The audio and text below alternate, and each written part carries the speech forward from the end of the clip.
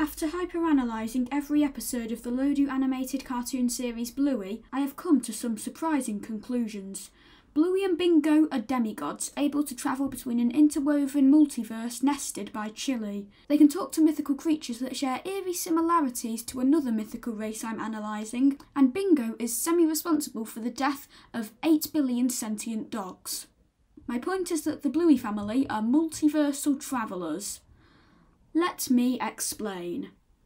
The Bluey family often play games involving magical items or abilities. This is to be expected as it adds a layer of fun to their games, and they still play plenty of regular games, but it's worth noting, especially when examining one specific game they play. In the episode Fairies, Bingo initiates a game where the family pretend to be tormented by a group of fairies. Ah yes, pretend. A word people lazily throw around to debunk ideas such as these. Well, you know what isn't pretend?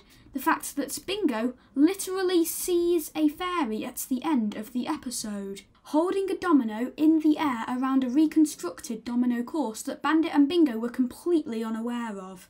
Oh, explain it away. Bingo is just having a mental hallucination at age 4. But you cannot argue that that is a fairy holding a physical object. Okay, magical creatures are one thing, but I promised a multiverse with nesting and travel. I believe that Bingo and Bluey's powers are underdeveloped and they can only access other universes in their subconscious, specifically their dreams. These children show to have lucid dreams, sleepwalking, and even having dreams affected by their real-life surroundings. That's where magic comes in. In the episode Sleepy Time, Bingo has a sleepwalk dream around the house and through the solar system. However, her time on Jupiter, represented as Bandit, is the most interesting. Bingo begins subconsciously interacting with Bandit, and Bandit can affect her back in her dream. However, this is not what caught my attention. What caught my attention is that Bluey literally enters Bingo's dream. We can see Bluey join in running on Bandit in her dream, and in Bingo's dream, she's right there too. They even both get affected by Bandit's actions, even though Bingo would have no way of knowing all this was going on in the real world. It should also be noted that in this alternate reality, Bingo unintentionally destroys the Earth and kills everyone on it. Okay, so the children can share dreams. That is odd, maybe one other universe, but it doesn't prove multiversal weaving. Many of you may be pointing to the theory that MatPat posed, that the Bluey show takes place in its own parallel universe with dogified evolution, characters and historical artefacts. This is direct proof of parallel universes and very helpful for this conspiracy, but I have one last piece of evidence that basically proves the interwoven multiverse theory. The episode Bingo centres around the idea of Bingo having no one to play with as Bluey and Bandit are away and Chile is busy.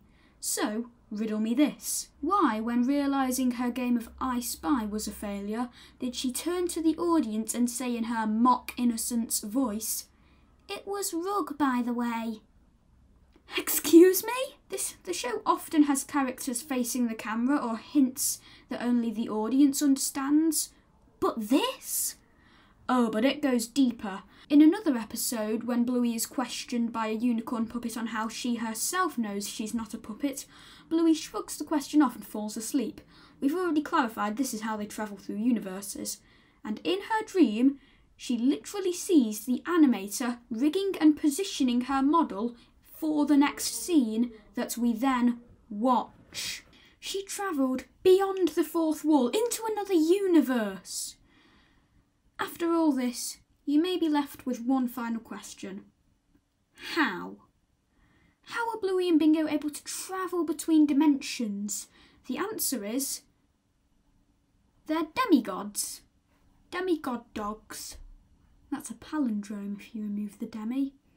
Or something of that sort. In the episode Flat Pack, we see Bluey and Bingo worshipping their parents as a form of creators or gods, and later in the episode, Chile says, not so subtly, "Ah, we made them." And this analogy is further supported when Bluey metaphorically travels to heaven.